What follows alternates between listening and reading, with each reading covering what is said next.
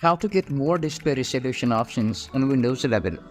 First, go to Windows and type Settings. Go to Display, scroll it down, click on Advanced Display. Now click on Display Adapter Properties for Display 1.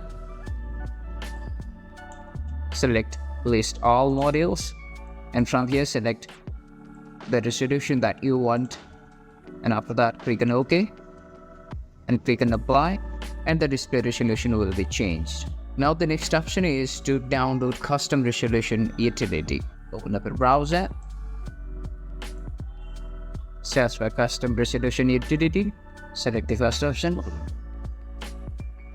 download the zip file, and extract the downloaded zip file and open up the .exe file, and from here you will be able to change your display resolutions.